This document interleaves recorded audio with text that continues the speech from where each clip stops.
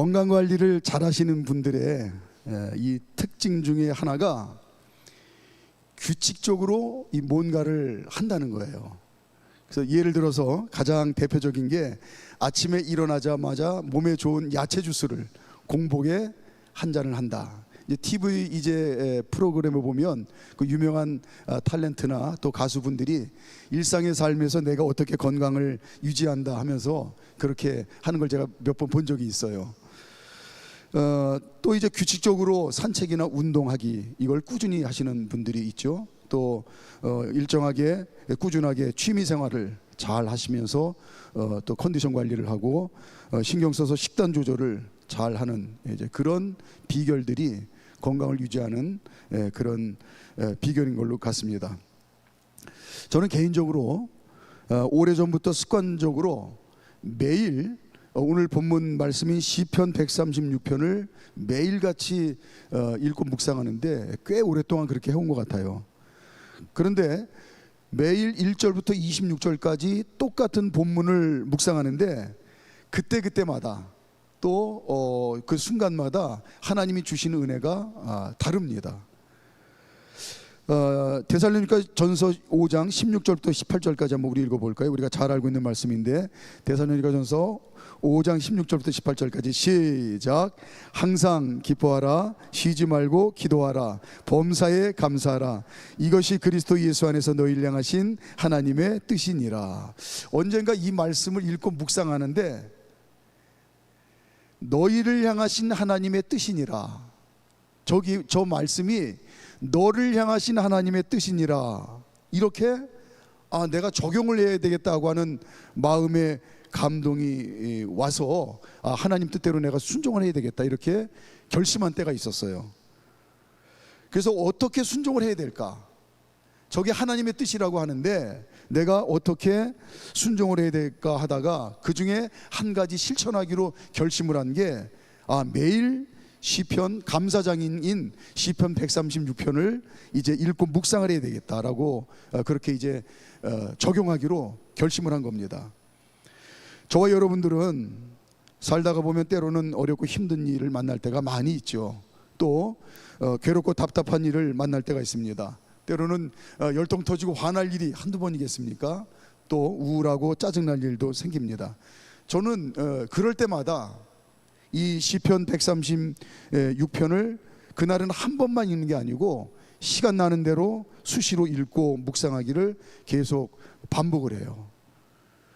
이유는 이럴 때 하나님 말씀을 묵상하지 않으면 자연스럽게 문제를 묵상하게 되어 있습니다. 틀림없어요. 자, 예를 들어서 아침에 일어나자마자 양치질을 하는데 보통 거울 앞에서 양치질을 하잖아요. 그럼 우리 오연숙 장로님 뭐라고 이렇게 거울을 보면서 양치질을 하시나요?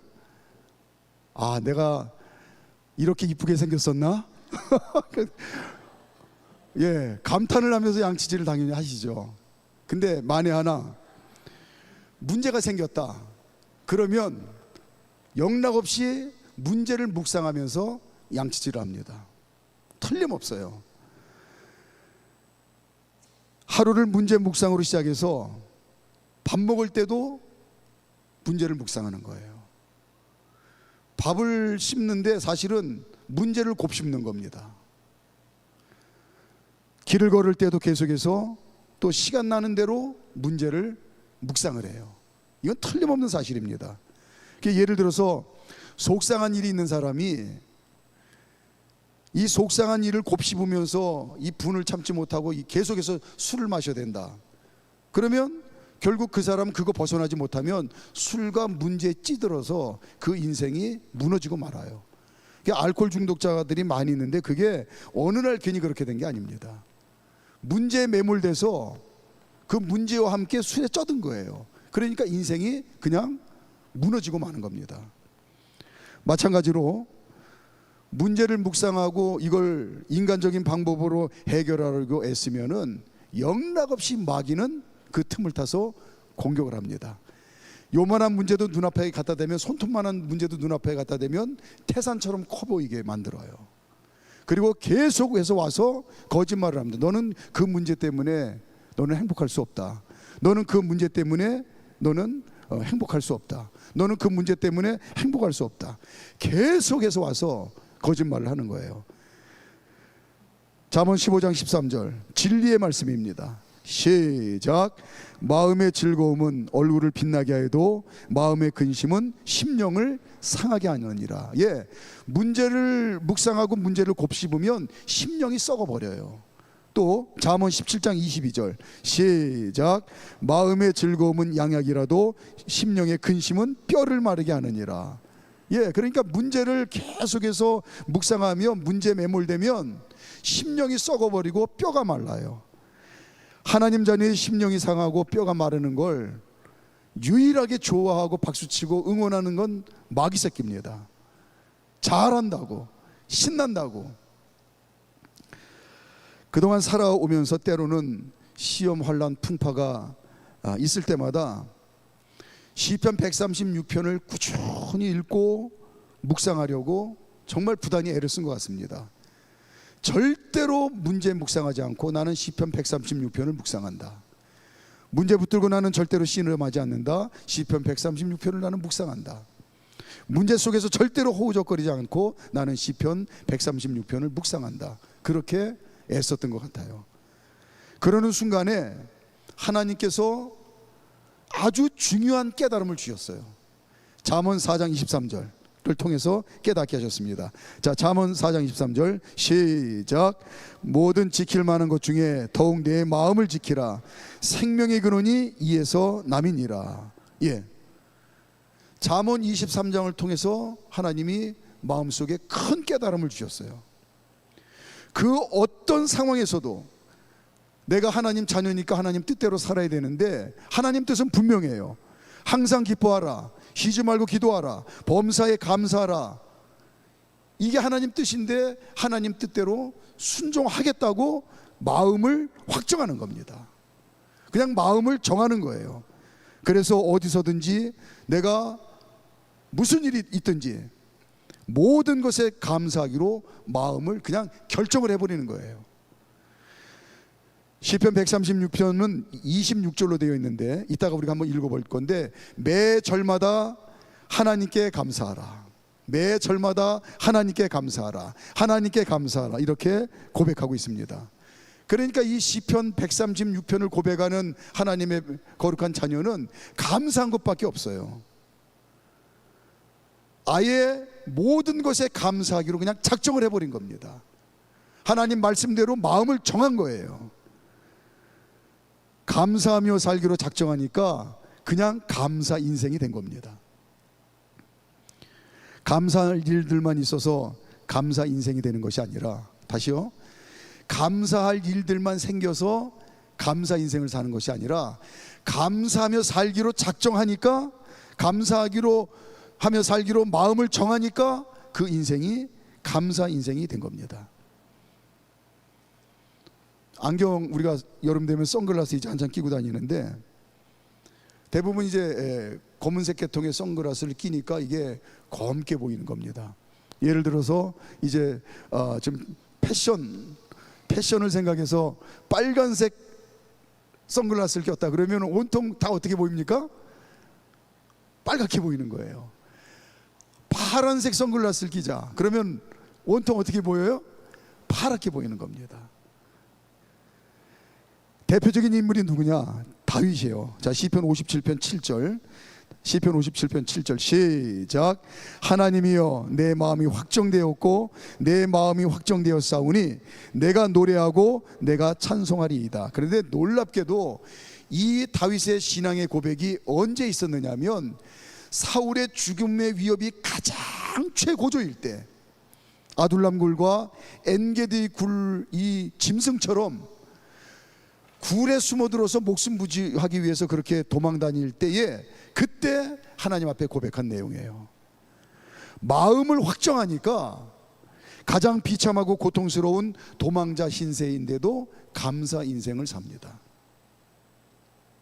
바울도 마찬가지죠. 바울은 온 세상에 복음을 전하는 이방의 위대한 사도의 삶을 살았어요. 근데 그 비결이 뭐냐면 감사하기로 작정하니까 목숨 걸고 하나님 앞에 충성하며 주님을 위해서 사는데 그냥 감사 인생이 된 겁니다. 자, 로마서 14장 5절 6절. 감사하며 살기로 작정하니까 주님 위해서 죽도록 충성하며 감사 인생을 살게 되었다고 고백해요. 로마서 14장 5절 6절 시작.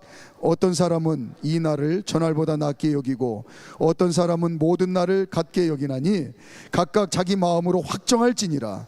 나를 중히 여기는 자도 주를 위하여 중히 여기고 먹는 자도 주를 위하여 먹으니 이는 하나님께 감사함이요 먹지 않는 자도 주를 위하여 먹지 아니하며 하나님께 감사하느니라. 저와 여러분들이 빠지기 쉬운 함정이 뭐냐면, 에휴 그래도 인생이 현실인데 감사할 조건이 있어야 감사하며 살 수 있지. 이게 저와 여러분들이 빠지기 쉬운 함정입니다. 그러나 하나님께서는 그렇게 말씀하지 않으셨어요. 하나님 없이 살아가는 세상 이치로는 그게 맞는지 몰라도 하나님의 진리의 말씀은 그렇게 말씀하지 않았습니다. 하나님께서는 누구보다도 우리 인생들의 연약함을 잘 아세요. 우리 인생들의 연약함이 뭐냐면 하나에 감사하다가 하나가 채워지면 다섯을 요구해요. 그래서 다섯이 있어야 감사한다고 얘기하다가 다섯이 채워지면 다시 열이 있어야 감사한다고 그럽니다. 무슨 얘기입니까?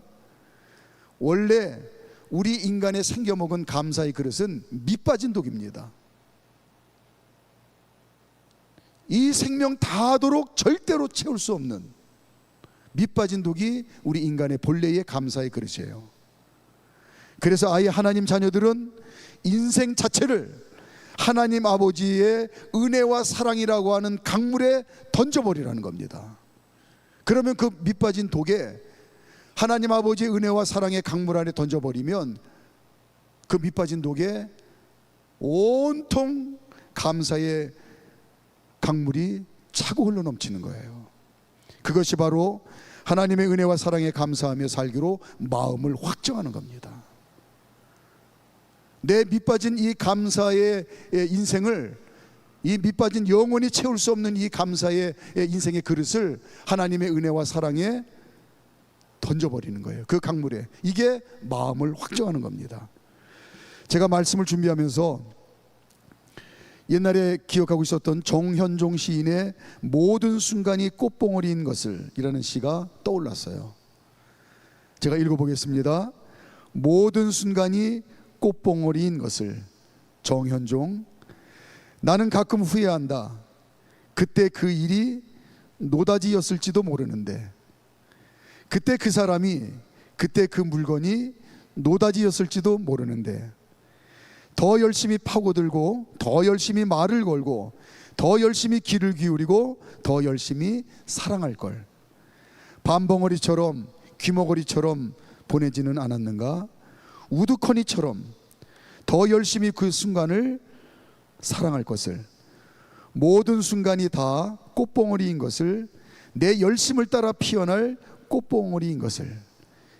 이 시인의 심정이 뭐냐면, 이제 인생의 뒤안길에서 자신의 삶을 되돌아보며, 아, 그때 모든 순간을 내가 사랑했다고 한다면 내 인생이 훨씬 더 아름답고 풍성했겠는데, 내가 더 많이 사랑하지 못해서 꽃봉오리가 피어나지 못하고 꽃봉오리로 그냥 그대로 남은 일들이 얼마나 많이 있었는가 하고 후회를 하는 그런 노래예요. 이 시인의 후회를 거울 삼아서 하나님 자녀인 우리 모두는 삶의 모든 순간이 은혜임을 깨닫고 모든 것에 기뻐하고 감사하며 살아서 후회 없이 내가 하나님 자녀답게 복된 삶을 풍성히 누릴 수 있었다고 고백할 수 있는 저와 여러분들의 삶이 되시기를 진심으로 축복합니다. 자, 찬양대 준비하시죠.